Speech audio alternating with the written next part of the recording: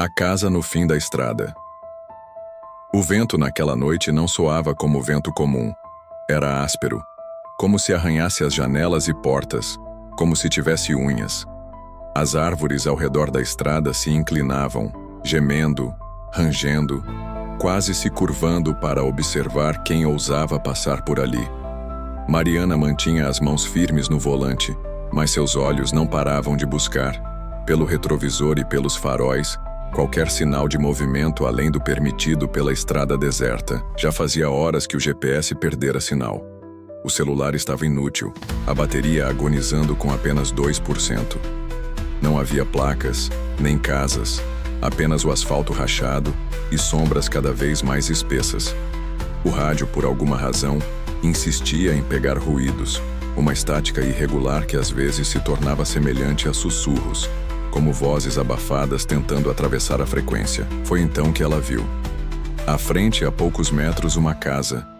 Solitária, ergue-se no meio de um terreno devastado, cercada por árvores secas, esqueléticas.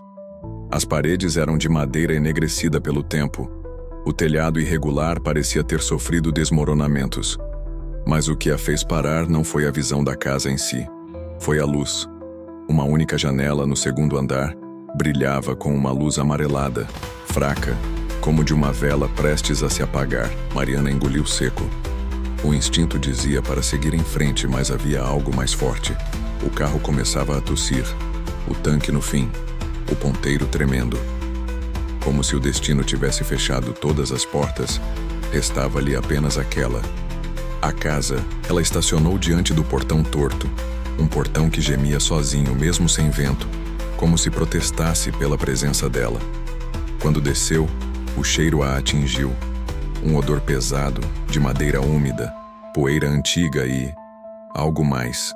Algo que lembrava ferro enferrujado misturado à carne esquecida. Cada passo até a porta principal parecia ecoar alto demais, como se o chão estivesse oco. A madeira da porta cedeu sob sua mão com facilidade inquietante. Estava destrancada, lá dentro. O ar era denso. O silêncio, quase sólido. O hall estava repleto de móveis cobertos por lençóis brancos manchados de umidade. Quadros antigos adornavam as paredes, mas os rostos pintados tinham algo de errado. Os olhos das figuras pareciam fixos nela, mas não de maneira estática. Acompanhavam como se reconhecessem sua presença. A escada ao fundo levava ao andar superior, exatamente onde a luz piscava. Mariana hesitou, mas seus pés a traíram, arrastando-a em direção às escadas, cada degrau rangendo como um gemido humano. No topo, o corredor estreito se estendia em escuridão, exceto por aquela porta entreaberta da qual vinha a luz. Ela se aproximou. A cada passo, o corredor parecia alongar-se como se nunca fosse acabar. As paredes estreitavam, os quadros agora exibiam rostos mais nítidos, mais vivos, e os olhos das pinturas já não apenas a seguiam, piscavam. Quando finalmente alcançou a porta, a vela dentro tremeluzia sobre uma mesa antiga. Mas o que a fez prender a respiração foi o que estava ao lado da vela. Um diário, aberto. A página repleta de letras apressadas e manchadas, como se escritas no escuro por uma mão trêmula. Se você está lendo, já é tarde demais. A casa sabe que você entrou, um estalo atrás dela. Mariana virou-se rapidamente. O corredor estava diferente. Os quadros sumiram. E agora as paredes estavam cobertas por marcas, riscos profundos como se unhas tivessem arranhado desesperadamente a madeira. Mais do que isso, havia pegadas no chão, molhadas, como se alguém tivesse acabado de passar ali, indo em direção à escada. Mas estavam voltadas para cima, como se algo tivesse subido. Andando de costas, um frio percorreu sua espinha. A vela na mesa apagou-se sozinha, mergulhando o quarto numa escuridão sufocante. E então, ela ouviu. Não um som distante, não o ranger da casa velha, mas um sussurro direto em seu ouvido, tão próximo que o ar quente tocou sua pele. Você não devia ter entrado. O coração de Mariana disparou. Ela correu pelo corredor, mas os degraus da escada agora desapareciam no vazio. Abaixo dela, só havia escuridão sem fim. Um abismo. Atrás, passos arrastados se aproximavam, lentos, cadenciados, como algo que sabia que ela não tinha para onde fugir. A respiração dela ficou curta, acelerada, até que viu uma segunda porta no corredor. Sem pensar, correu até ela, abriu com força e entrou. O quarto estava vazio. Quase. Havia um espelho enorme encostado na parede, manchado, antigo, com moldura de ferro retorcido. A luz fraca vinda de algum lugar indefinido iluminava apenas o reflexo. E o reflexo não era dela. No espelho, Mariana se via de costas. E atrás da sua imagem havia uma sombra alta, sem rosto, mãos alongadas como garras, imóveis, esperando. Mas quando ela se virou na vida real, atrás de si, não havia nada. Aos poucos, o reflexo no espelho começou a sorrir. Mariana recuou alguns passos sem desgrudar os olhos do espelho.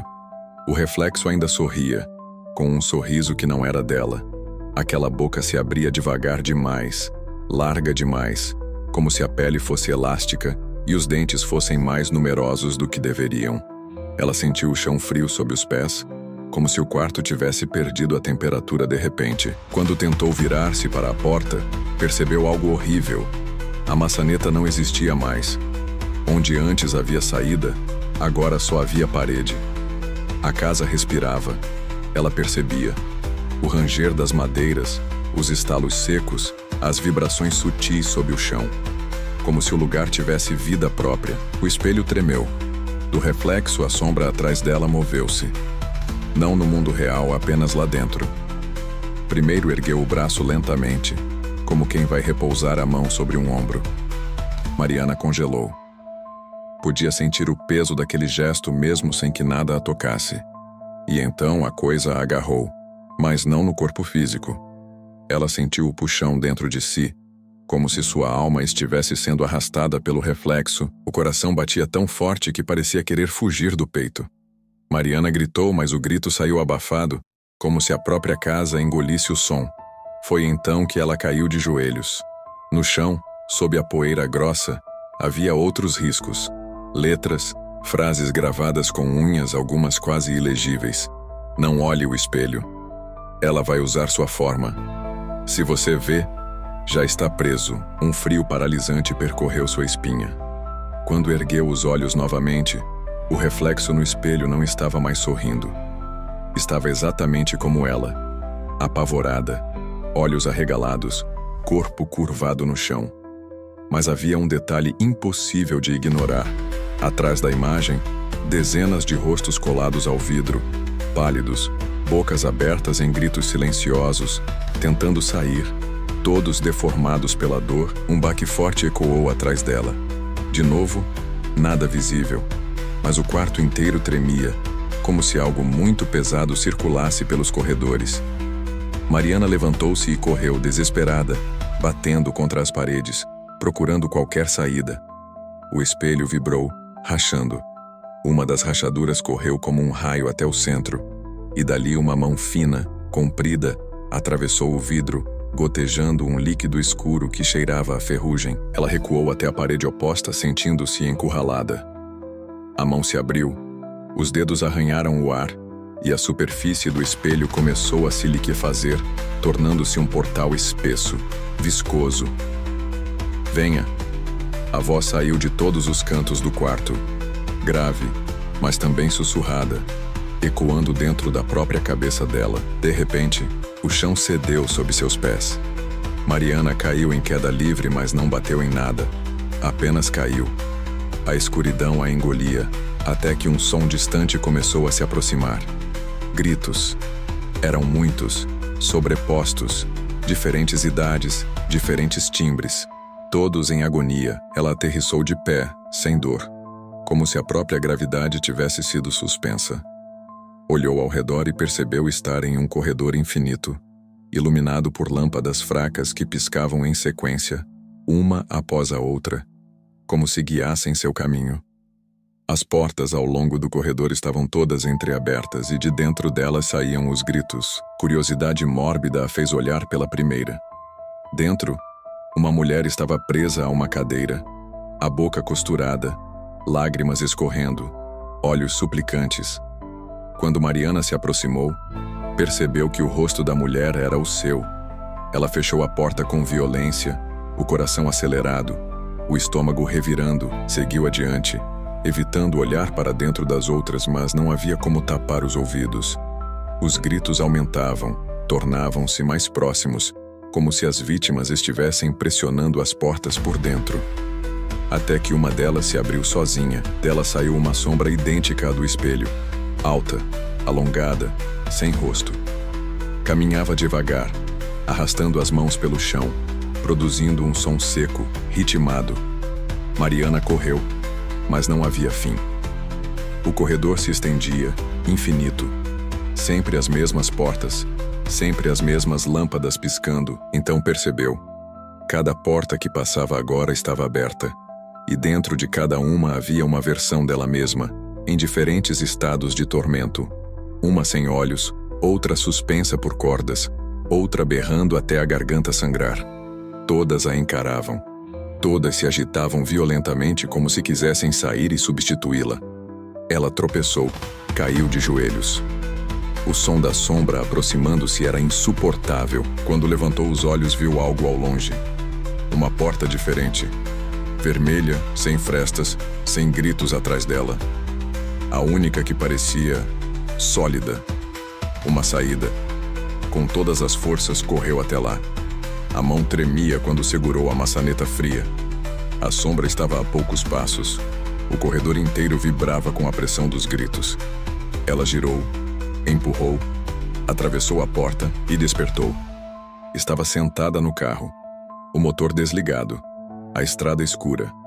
O GPS ainda sem sinal. Respirou fundo, tentando entender. Tudo tinha sido um sonho?